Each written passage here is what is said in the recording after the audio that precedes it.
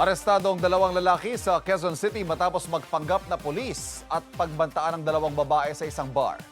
Nakatutok si Gabriel Gonzalez. Hindi na nakapalag ang dalawang lalaking yan matapos arestuhin ng mga otoridad sa Quezon City nitong Biyernes. Ang dalawang sospek na nagpanggap umanong mga pulis, pinagbantaan umano ang dalawang babaeng call center agent na nakasabay nila sa bar sa lugar. Siguro dahil nga dun sa kalasingan, hindi na rin nila alam yung ginagawa nila.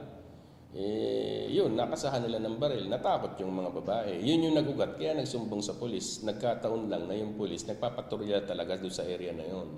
Nagtago pa umano ang isang sospek habang sinubukan ng kanyang kasama na itago ang baril sa sasakyan. Pero nakita na ito ng pulis.